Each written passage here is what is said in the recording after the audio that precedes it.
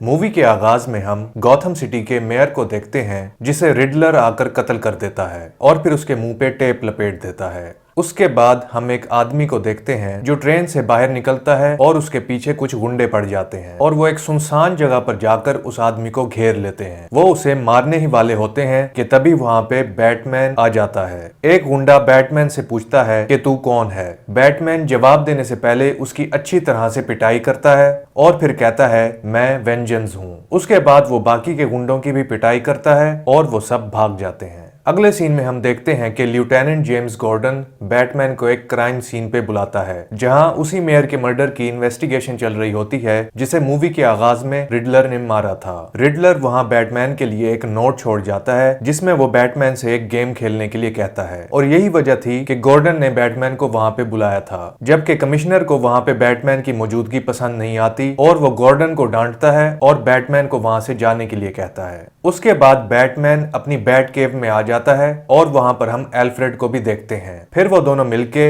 Riddler के code को decipher करते हैं। फिर बैटमैन गॉर्डन के पास एक और क्राइम सीन पे जाता है जहां पर उन्हें एक यूएसबी मिलती है जिसमें मेयर की एक लड़की के साथ कुछ तस्वीरें होती हैं और उसके अलावा उन्हें उस तस्वीर में पेंगुइन भी नजर आता है जो कि एक बहुत बड़े डॉन फाल्कोनी का राइट हैंड होता है। ये देखकर बैटमैन उससे मिलने के लिए उसके क्लब आइसबर्ग लाउंज में जाता है मगर उसे गार्ड्स अंदर नहीं आने देते, जिस पर बैटमैन उनकी पिटाई करके अंदर चला जाता है। फिर बैटमैन पेंगुइन को उसी लड़की के फोटोज दिखाकर पूछता है कि ये लड़की कौन है, लेकिन वो कहता है कि मैं इस लड़की को नहीं जानता। कि तभी वहां पर एक लड़की आती है जिसका नाम होता है सेलिना काइल। वो भी इसी क्लब में काम करती थी। सेलिना का बूट देखकर बैटमैन पहचान जाता है कि सेलिना का जरूर उस लड़की के साथ कोई ताल्लुक है क्योंकि वैसे ही बूट उसने उस तस्वीर में देखे थे। इसीलिए फिर बैटमैन सेलिना का पीछा करता है और फिर वो सेलिना को उसी लड़की के साथ एक जगह देख लेता है। उसके बाद सेलिना कैट वूमन बनकर फैल्कोनी की तिजोरी खोलने के लिए उसकी बिल्डिंग में जाती है। तभी वहां पे बैटमैन आ जाता है और उन दोनों में फाइट होती है। फिर कैट वूमन बैटमैन को बताती है कि मैं उस लड़की का पासपोर्ट लेने आई हूँ,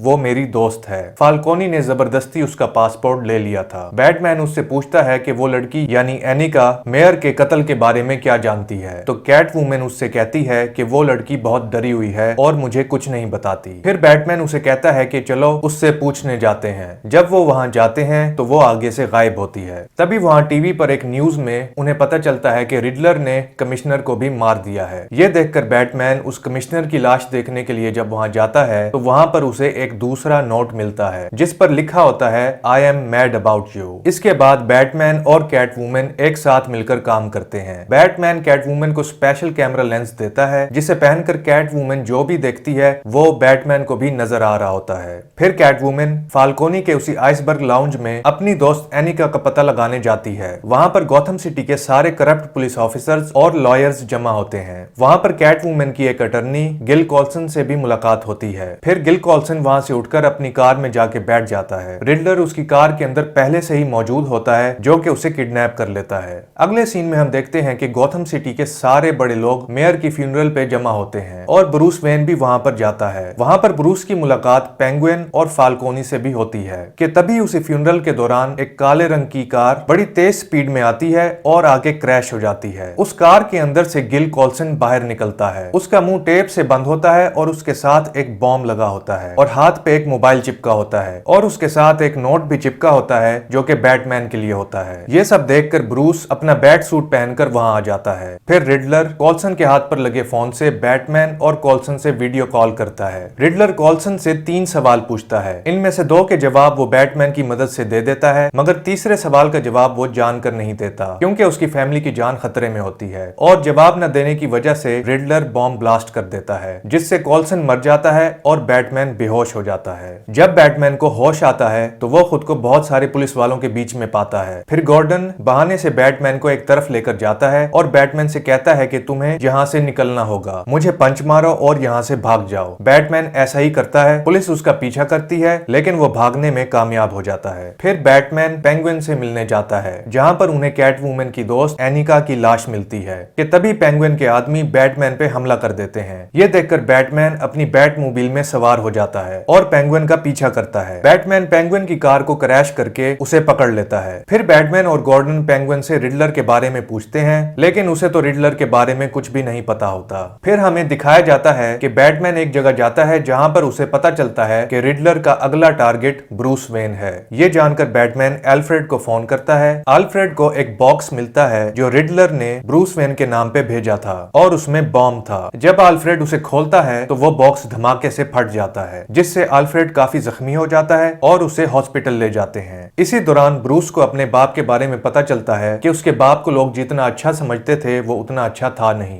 ब्रूस के बाप थॉमस वेन ने $1 बिलियन से एक ऑर्फनेज को स्टार्ट किया था ताकि वो यतीम बच्चों की मदद कर सके। थॉमस वेन गॉथम सिटी का मेयर बनना चाहता था, लेकिन इसी दौरान एक जर्नलिस्ट को ये पता चल गया कि थॉमस वेन की बीवी को एक जहनी बीमारी है और वो जर्नलिस्ट इस खबर को पब्लिक ना कर दे, इसलिए थॉमस ने उस जर्नलिस्ट को फाल्कोनी के हाथों मरवा दिया था। ब्रूस वेन ये सब कुछ जान के बहुत परेशान हो जाता है और इन बातों की मजीद तहकीक करने के लिए फाल्कोनी के पास जाता है और वहाँ फाल्कोनी ब्रूस से कहता है कि हाँ, ये सारी बातें सच हैं और तुम्हारे बाप ने ही मुझे हायर किया था उस जर्नलिस्ट को मारने के लिए, और उसके बाद मरोनी ने तुम्हारे माँ बाप को मरवा दिया था। ये सब कुछ सुनने के बाद ब्रूस वेन बहुत दुखी हो जाता है और फिर वो हॉस्पिटल में एल्फ्रेड से मिलने जाता है। वहाँ वो एल्फ्रेड से इन सारी बातों के बारे में पूछता है। एल्फ्रेड उसे बताता है कि उसका बाप थॉमस एक बहुत ही अच्छा इंसान था और उसने किसी की भी जान नहीं ली। वो ब्रूस को बताता है कि वो फाल्कोनी ही था जिसने तुम्हारे माँ बाप को मरवाया था, क्योंकि फाल्कोनी ने थॉमस वेन के ना चाहते हुए भी उस जर्नलिस्ट को मरवा दिया था और थॉमस इसकी रिपोर्ट पुलिस को देने वाला था, इसलिए फाल्कोनी ने उन्हें मरवा दिया। ये सब कुछ सुनने के बाद बैटमैन फाल्कोनी के क्लब में फिर से जाता है और वहीं पर उसे कैट वुमन भी मिलती है। वो उसे बताती है कि फाल्कोनी दरअसल उसका बाप है और उसकी माँ यहीं आइसबर्ग लाउंज में काम किया करती थी, लेकिन वो उसे अपनी बेटी नहीं मानता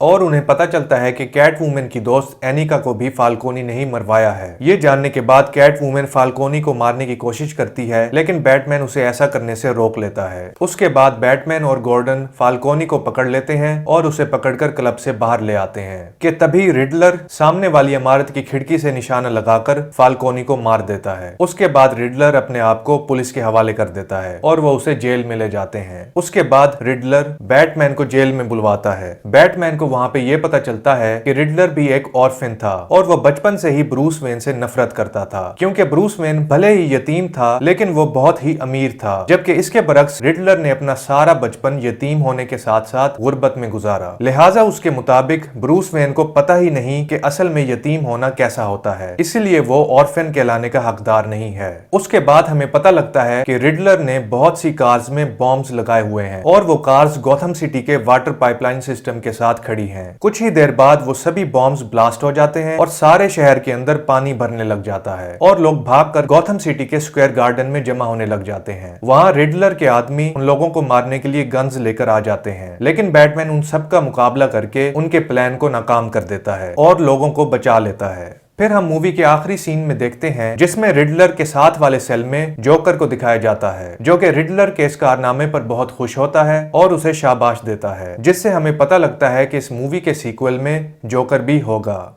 और इसी के साथ ही ये मूवी एंड हो जाती है।